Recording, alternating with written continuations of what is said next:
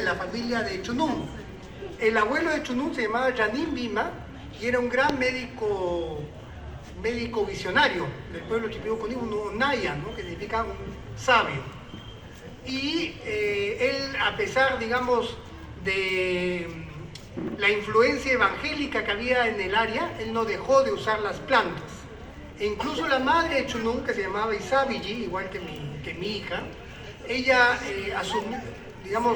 asumió algunas cosas del mensaje cristiano, incluso iba al templo, pero tampoco dejó las plantas. Y esto lo digo porque para varios de los predicadores, sobre todo mestizos y extranjeros, ¿no? Del Instituto Lingüístico de Verano, de la Misión Suiza, ellos consideraban que las plantas eran como del demonio, ¿no? De Satanás. Y esto no tiene sentido porque la planta ayuda a curar, ¿no? Más bien, nosotros entendemos que la vida del Gran Espíritu es la que da sabiduría a las plantas. Entonces todo viene del Espíritu, ¿no? No podría curar si no hubiera esa sabiduría del Espíritu.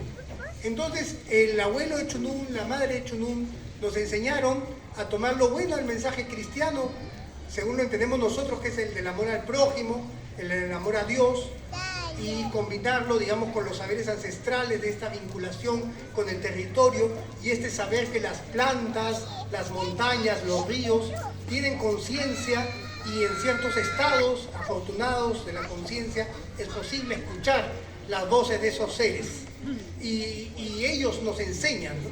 Para llegar a ser un sabio, un onaya, el proceso es retirarse al bosque, someterse a una serie de abstinencias, de ayunos, bañarse con plantas para escuchar a los dueños espirituales de las plantas. Entonces lo que el maestro transmite a su discípulo es una conexión, un vínculo, lo que en el chipibo poético se llama un cano, pero el conocimiento viene directamente de las plantas, directamente del territorio. Y las plantas son los seres más territorializados que existen, pero siempre están en vinculación con mundos suprasensibles, con mundos metafísicos. La sabiduría de la planta viene del agua, viene de la tierra, viene del sol, viene de las estrellas, y cuando uno dieta se aúna a todos esos saberes, pero también viene de algo trascendente, pero que se presenta, digamos, desde el interior mismo de la planta. Entonces la planta nos pone en relación y nos enseña a escuchar los mundos espirituales. Entonces, desde que estamos juntos con Chunum, hicimos un proceso de revinculación, de aprendizaje de sus tíos, de sus tías, y de una investigación etnográfica, pero desde adentro de la propia cultura, ¿no? Porque no estábamos con informantes, ¿no? No eran objeto de estudio, sino que estábamos preguntando a nuestros parientes sobre su conocimiento, ¿no? Y ese conocimiento nos ha permitido a nosotros fortalecernos como personas, como parejas, para también poder ser buenos padres, cumplir nuestra misión, ¿no? De traer hijos al mundo responsablemente a partir de esas enseñanzas y también tratar de dar un aporte, digamos, a nuestro tiempo, porque consideramos que la medicina ancestral todavía, claro, flexibilizándose, actualizándose, puede dar respuestas a los males propios de la modernidad cibernética también, como conté en mi presentación anterior. Entonces hemos tenido esta revinculación y para nosotros no solamente es un tema de estudio académico, sino que ante todo es un camino vital, ¿no? De aprendizaje que no ha de tener fin, ¿no? Que nos acompañará, según creemos nosotros, más allá de este mundo, ¿no? Nos acompañará en aquellos otros ríos que recorreremos cuando ya no estemos acá. Entonces ese es el tipo de saber que hemos estado buscando. Y lo que hemos postulado en este libro es la posibilidad de hacer un pensamiento, digamos, académico, pero desde metodologías basadas en las propias racionalidades indígenas, en el propio pensamiento indígena, en la propia experiencia indígena de vinculación con el territorio y también con los territorios suprasensibles. Tratar de hablar desde adentro. Es decir, nosotros consideramos que evidentemente la educación es importante, pero para la mayoría de estudiantes indígenas es un proceso traumático, porque le enseñan que todo aquello que escuchó en su casa, de sus abuelos, no es cierto, ¿no? Que las plantas no hablan, que el sol no es un padre, que el saber de los antiguos, como decían los cristianos, es demoníaco, pero para otros es superstición, mito primitivo, ¿no? Incluso algunas veces hay antropólogos positivistas que han dicho que los sabios son esquizofrénicos, paranoicos, ¿no? Y nosotros reivindicamos ese saber porque creemos que tiene, como hemos dicho, un aporte que dar. Entonces, a partir del diálogo con lo académico, no se trata de un rechazo al mundo occidental y a los aportes de la academia, ¿no? Sino de apropiarnos de las tecnologías que vienen del mundo académico para resignificarlas, transformarlas digestivamente para que sirvan a nuestros propios intereses y no signifiquen una cancelación de los saberes ancestrales, sino la posibilidad de una complementación y expresarlos en términos de una filosofía moderna para dar cuenta de la vigencia y los aportes que tienen los sabios indígenas para la humanidad. Porque nosotros no creemos simplemente en un estudio folclorizante, ¿no?, de las costumbres de los antiguos, sino realmente cuál es el aporte para repensar la condición humana y nuestra vinculación con el territorio. Y como decíamos en la presentación anterior, ahora que vivimos este momento de tanto desgarro, de tanto aislamiento, de tanto temor, creemos que los saberes ancestrales tienen un aporte fundamental que dar. Entonces yo llego hasta acá y más bien quiero darle la oportunidad a que hable mi esposa, Chunun, y que ella también cuente cómo ha surgido este libro, su experiencia. El libro viene acompañado de unos dibujos de Chunun y toda la obra la hemos hecho escrita desde un nosotros, y pretende dar cuenta justamente que está escrita desde el interior de los vínculos de parentesco y no desde esta supuesta distancia objetiva de la academia, porque desde la perspectiva indígena la plena realización del ser, el proceso de individuación, de llegar a ser un individuo pleno, nunca se da al margen de los vínculos de afecto con los parientes, pero también con el territorio y también con los mundos del espíritu. O sea, no hay la posibilidad de relación del ser sin estas conexiones. Entonces, desde ahí hablamos y quiero que Chunun también dé sus palabras.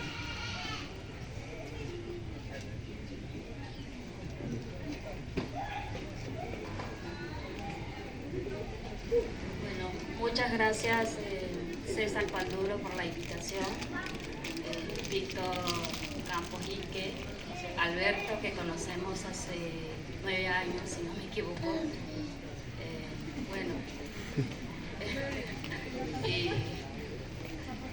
Estoy muy contenta y emocionada al mismo tiempo, porque es la primera vez que me invitan a Ica en un festival de poesía.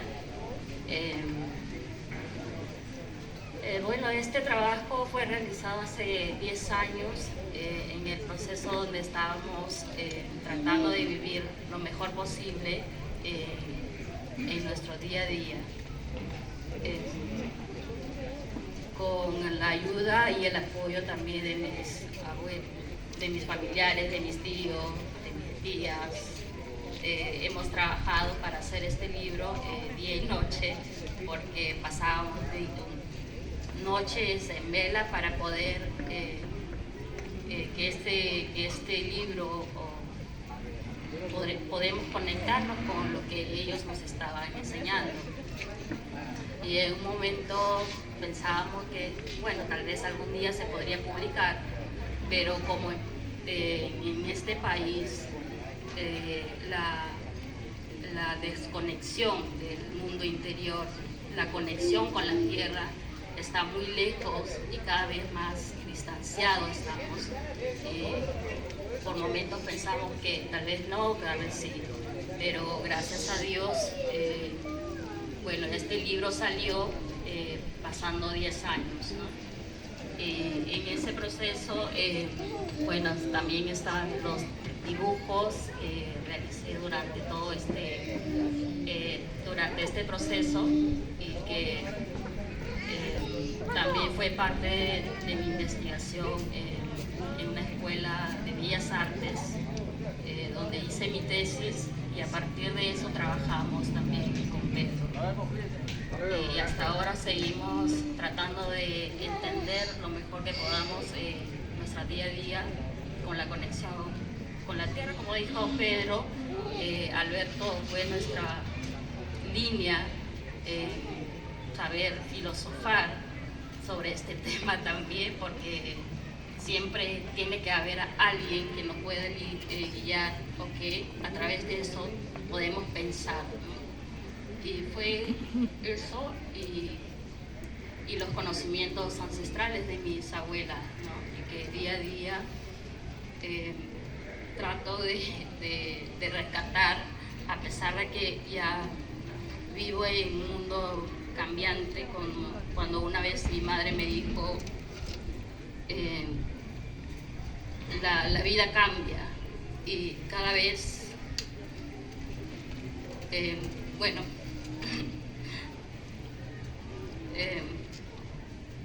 me emociono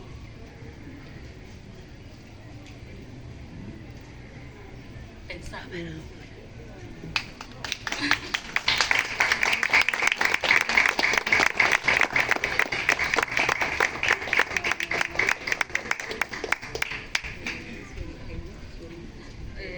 Bueno, hace 10 años también que falleció mi mamá.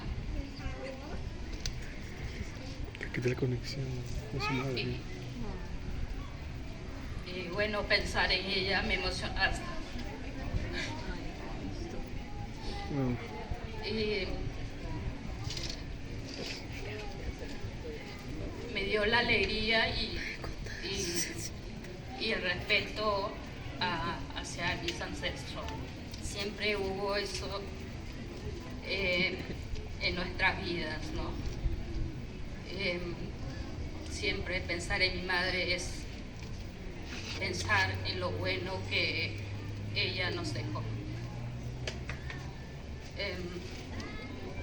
Y bueno, para no seguir en mi llanto,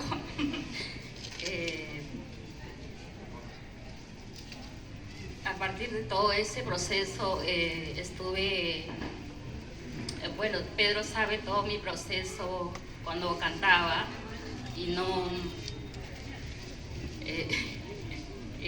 al principio no quise escribir porque era algo mío, algo que yo podía cantar con mis hijas y estar con ellas, que mi familia nomás escuche lo que yo digo, lo que hablo, pero en realidad fue algo productivo porque Pedro al mismo tiempo me animó a escribir mis poesías cuando cantaba y al principio no quería traducir porque era algo, o sea, familiar, pero sí me animé a que Pedro traduciera la poesía, los cantos, porque venía practicando y un día me dijo, ya tienes que animarte a hacer porque es tu trabajo también, porque estudias arte y es la expresión que llevas dentro, ¿no? Y en ese momento dije, bueno, está bien. Y Pedro empezó a traducir la poesía con un tío mío que se llama Eli Sánchez y empezamos a trabajar juntos. Y hasta ahora trabajamos con él en la traducción de Shipibo a castellano. Bueno, así. Aquí hay mucho trabajo.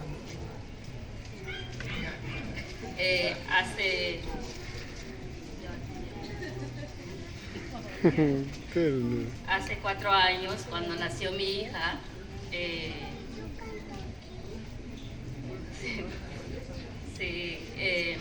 cuando nació mi hija, escribí poesía. Se llama Isabi, el nombre de mi hija que está aquí con nosotros siempre desde que nació, está acompañándonos, es parte de nuestra poesía.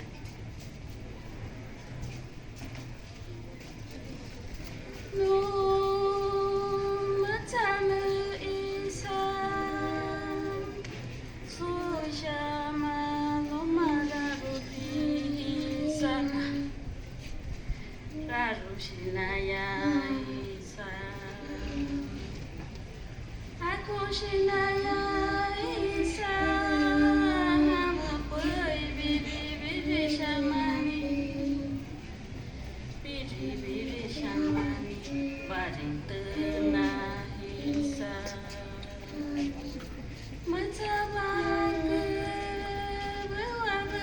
shamani, awayura shakuni, biri biri shamani, biri biri shamani.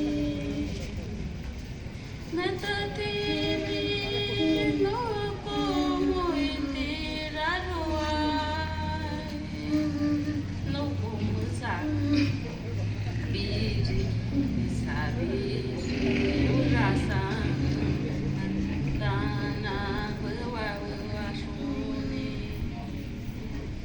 matai wa matasha mahua moingaina oina hisa oingaina oina hisa itamatara mukum isabiri matai sachuku barintana biri biri shamani. Poema del ave resplandeciente. Mi hermosa ave, suave y fina, como el manto de una paloma. Ave de alegre pensamiento, con pensamiento sin maldad. Tus alas brillan con el reflejo del sol. Hermosa niña, cantas un canto profundo con el movimiento de tu cuerpo que resplandece sin cesar. Todos los días alegras mi corazón, mi hermosa Isabel, de vibrante luz, inspirando mi canto. Flor deslumbrante, de infinita hermosura, que se pierde en el horizonte. Bella ave, mi esplendorosa avecilla, insuperablemente hermosa, brillando insondable bajo el reflejo del sol.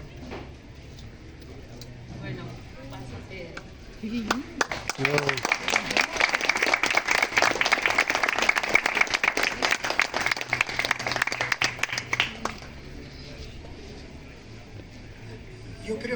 Yo creo que las plantas, cuando conversamos con ellas, cuando aprendemos de ellas, nos van disolviendo un poco las durezas, ¿no? Del corazón. Y quedamos un poco expuestos y vulnerables. Y creo que, por un lado, es delicado, ¿no?, la vulnerabilidad, porque ya sabemos cómo es el mundo y cómo son algunos de nuestros paisanos humanos, ¿no?, que aprovechan de esa fragilidad. Entonces, por eso a veces hay que combinar esa distancia para protegerse a uno mismo, pero atreverse todavía a experimentar esa fragilidad, esa vulnerabilidad, que es donde la vida nos habla. Porque lo cierto es que la existencia es profundamente vulnerable. Pronto partiremos de este mundo, de esta compasiva esfera. Y entonces todas las ideas de grandeza, ¿no?, que el ser humano, con las que se construye su ego, con las que alimenta su ego, ¿no?, simplemente son para negar nuestra condición primordial, originaria. Yo a veces escucho a gente que anda el camino espiritual y dice, hay que luchar contra el ego. Y yo no creo que eso sea exactamente así, porque el ego en realidad no existe. Porque ¿qué somos nosotros frente a las extensiones siderales? Lo que los seres humanos hacemos más bien es mucho esfuerzo para mantener nuestro ego ficticio, nuestra ficticia vanidad. Pero cuando nos conectamos con esa vulnerabilidad, podemos sentir el amor de todo lo existente. Y es ahí donde la vida se hace gozosa. Yo escuchaba a una poeta anterior decir que para ella escribe desde la tristeza, y me parece bien porque cada uno sabe desde dónde escribe, ¿no? Pero yo creo que el canto de Chunun, como algunos de mis poemas, sin negar que lo otro es válido, ¿no?, pero el nuestro nace más bien de la felicidad, de la plenitud, del diálogo con todo lo existente, de esas voces de felicidad del territorio, del milagro de tener nuestra hija, ¿no? Cuando llega una hija a la vida y uno la ve que parece que fuera un astronauta, ¿no?, que ha llegado a las estrellas a iluminarnos, ¿no? Y tiene dificultades, evidentemente, como ven, ¿no? Ella es media performática, ¿no?, nos acompaña, está en todas las presentaciones, canta, habla. No la podemos parar, ¿no? Porque, o sea, no es que no crea que hay que poner límite a los niños, pero ahorita pararla sería insensato de nuestra parte. Entonces nos acompaña, seguramente ella también va a ser artista. ¿Qué irá a hacer, no? Le gusta hablar en público, ¿qué irá a hacer, no? Entonces es delicado crear un niño con sabiduría y pienso que si no tendríamos esta conexión con la tierra, sería muy fácil perdernos en la vorágine del mundo. Por ejemplo, Chumún contaba cómo algunas de nuestras investigaciones la hemos hecho de madrugada. Y esto es así porque hemos acompañado a los sabios, a los médicos en sus sesiones de curación. Hemos estado con ellos y ellos toman a veces una bebida que se llama el ayahuasca, que la tomaba antiguamente no el paciente, sino el médico, para hacer el diagnóstico y curar con los cantos. Entonces hemos acompañado y cuando se baja la mareación, ahí nos empiezan a contar recién, ¿no?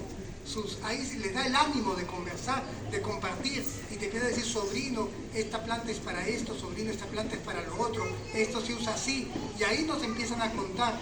Entonces hemos tenido que acompañar las madrugadas, los trabajos medicinales, y este trabajo de estar dentro solo lo puede hacer aquel que no tiene apuro. Si uno está queriendo hacer su tesis, su trabajo de campo nada más para ascender en la vida universitaria, no va a poder profundizar en la hondura que requiere el aprendizaje de los sabios. Y el sabio solo te abre su corazón y te empieza a contar sus saberes cuando existe un vínculo de confianza, y eso solo se gana con el tiempo, cuando el sabio reconoce en ti unas intenciones generosas para el conocimiento, ¿no? Que no es solamente para tu uso personal, tu usufructo, ¿no? Sino que tú quieres con ese conocimiento dar un aporte, ¿no? Entonces hay una ética del conocimiento en la sabiduría indígena que es fundamental, ¿no? Los seres espirituales, los dueños de la medicina, solo dicen su conocimiento más puro a aquel que lo va a utilizar para el bien, a aquel que lo va a utilizar con una vocación de servicio a los demás, con entrega a los demás. Entonces, asimismo nosotros tenemos que entregar este saber, ¿no? Ese saber no puede ser solo para nosotros o para nuestro regodeo, ¿no? Sino para tratar, en la medida de nuestra conciencia y posibilidades, de dar un aporte, un granito de arena, ¿no? Porque siempre hay alguien que ha de escuchar. Y la necesidad de traer estas voces al presente para curar estas heridas y poder, a nuestro entender, no es negar lo europeo, no es negar lo occidental, no es tener odio y rabia y resentimiento. Para nosotros ese no es el camino que realmente esta sociedad necesita, sino más bien rescatar lo bueno de los sabios indígenas, porque tampoco es que todo el mundo indígena es bueno, ¿eh?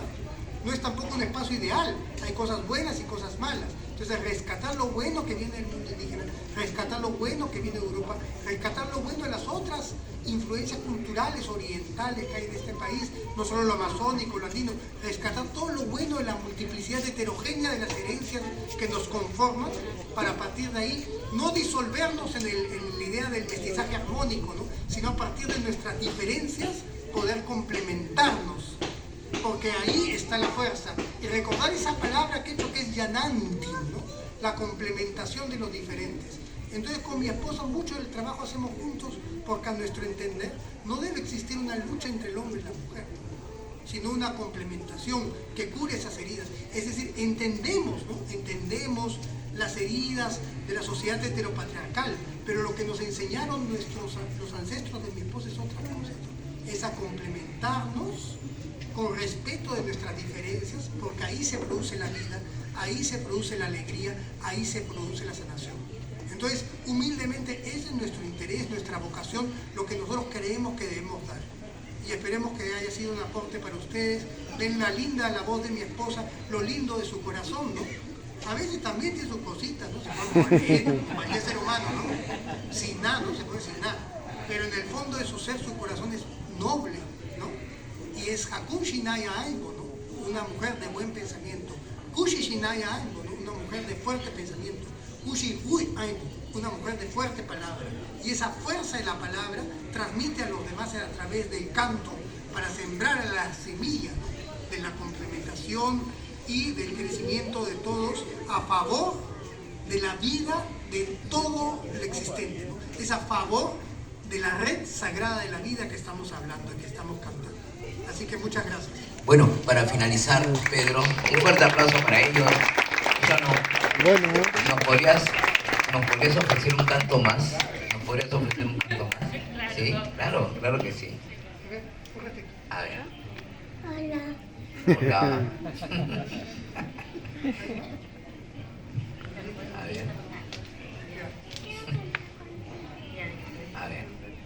Bueno, esta poesía lo hice cuando estaba ahí en el transcurso de la investigación de esos diseños, porque de eso se trató mi trabajo etnográfico, porque me gradué.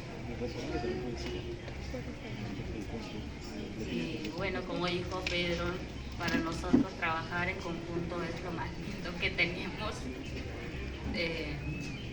porque de eso se trata.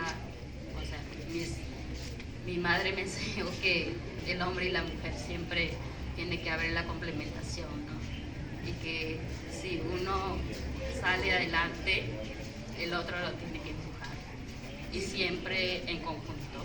Y también es con la familia, porque con el trabajo de Chunum tenemos un taller, que está su hermana mayor, que es la jefa de taller, una de sus cuñadas, otra mujer de la comunidad. Con ese mismo trabajo también tenemos nuestro proyecto de reforestación en la comunidad nativa Santa Clara, y también cuidamos de un espacio que es un jardín etnobotánico. Entonces todo eso es parte del trabajo artístico que hacemos, ¿no? Y que encabeza Chunum, con toda la familia, y tratar de dar un aporte también con el ejemplo para el resto de comuneros también, ¿no? Para que algunos entienden, ¿no? Que estamos rescatando estos saberes porque van a ser son cada vez más necesarios para el futuro, ¿no? En la selva cada vez hay menos árboles, cada vez se siente más caliente el clima, ¿no? Cómo cambia cuando uno está bajo la sombra de un árbol el calor, ¿no? En la época del COVID, por ejemplo, no había, pues ahí no llegaban las medicinas, ¿no? Entonces muchos comuneros fueron al jardín botánico y sacaron la planta ajosacha, y con esas hacían vaporizaciones, se curaban con esa planta, ¿no? Entonces ya tuvimos un aporte concreto en ese momento de miedo a la comunidad a partir de nuestro jardín. Y bueno, ya hace 11 años que trabajamos en la reforestación, en los primeros, y hace como 2 años ya trabajo con un grupo de mujeres en el trabajo artístico que estoy realizando. Y es apoyo a la comunidad también, porque a partir de eso los jóvenes, para que los jóvenes vean, no sé, eso como uno mismo tiene que emprender lo que quiere hacer y no solo esperar al Estado, ¿no? Porque muchas veces siempre pedimos al Estado, pero la verdad es que somos nosotros los únicos que podemos empezar, y tal vez después pedir al Estado unos pocos que nos puede dar también. Es la idea que hemos tenido hace 11 años. Y bueno, para no cansarles mucho, esta canción es Qué buen neta. No con qué buena neta, la torre que no mirimeta. Que verá que me ya biri shamani, biri shamani. Me abuchas bubano, me aishon bubano, bekewaki, me beru shamanasu, me beru shamanasu. Sai mayutana, me shinama, me uyakta shon, me kawan, pico pico wangi, me kawan pico pico wangi, me yura kawan amoy kawan karakutana, me raro raro mabo, me raro raro mabo, me makarabumbi asankutana, biri biri mabo, biri biri mabo. Me kawaya buno, me shinama, me kana pico pico shama, kana pico pico shama. El mundo de los diseños kana. Nuestro mundo geométrico es un espacio brillante en el resplandor profundo de las plantas del Quenú. Para que conozcas este mundo, hecho en tus ojos la savia de las plantas, cantando a lo más hondo de tu mirada. Las hojas del conocimiento penetran en tu pensamiento para que puedas tener una visión que te permita hacer tus propios diseños.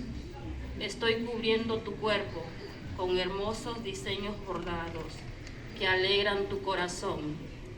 Cuando te sientes a diseñar, tus dedos brillarán por tu gran habilidad. Tu alma he bordado con la belleza del Quenú para que puedas imaginar los más hermosos diseños. Muchas gracias. Qué lindo.